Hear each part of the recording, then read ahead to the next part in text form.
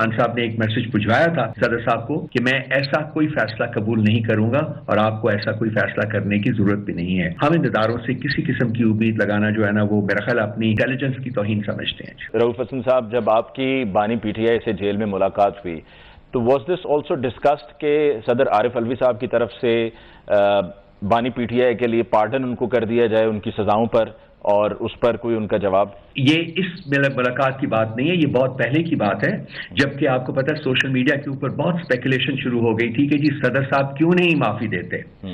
تو اس وقت اس social media کی اسپیکولیشن کے اوپر خان صاحب نے ایک میسج بھجوایا تھا صدر صاحب کو کہ میں ایسا کوئی فیصلہ قبول نہیں کروں گا اور آپ کو ایسا کوئی فیصلہ کرنے کی ضرورت بھی نہیں ہے.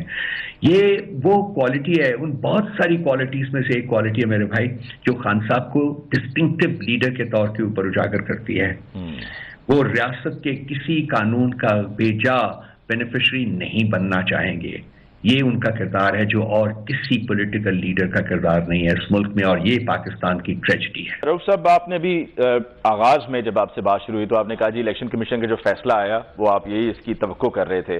کیا آپ کو سپریم کورٹ آف پاکستان پر یہ توقعات ہیں کہ آپ کے حق میں فیصلہ آئے گا، آپ کی مخصوص نشستیں آپ کو ملیں گی، یا وہاں پر بھی آپ کا یہ پہلے سے ہی ایک ذہن بنا ہوا ہے اور پرسیپشن پر وہ بیس ہے کہ وہاں سے بھی آپ کو ریلیف نہیں ملے گا؟ دیکھیے، یہ سب کچھ جو ہو رہا ہے، جو مینیفیسٹ ہو رہا ہے، یہ ایک پلان کا حصہ ہے، کہ ایجنڈا کا حصہ ہے کہ انہوں نے ایک کرمنل گینگ کو حکومت کے اوپر مسند اقتدار کے اوپر براجمان کرنا تھا، جس میں یہ کامیاب ہو چکے ہوئے ہیں. الیکشنز کو انہوں نے ہائی جیک کیا ہے، شب خون مارا ہے رات. اس لیے ہمیں اداروں سے انفارچونیٹلی ادارے جو ہیں، جوڈیشری کا کردار اگر میں گنوانا شروع کروں گا تو میرے بھائی دن لگ جائیں گے. ہر ملٹری ڈکٹیٹرشپ کو اسی جوڈیشری نے لیجیٹمائز کیا ہوا ہے. اس کے علاوہ اور بہت سے ایسے فیصلے ہیں. حدیبیہ پیپر مل کا ایک فیصلہ جو ایک بدنام ترین فیصلہ ہے، انفارچونیٹلی وہ ایگزسٹنٹ جو چیف جسٹس ہیں ان کی وجہ انہوں نے وہ صادر کیا تھا.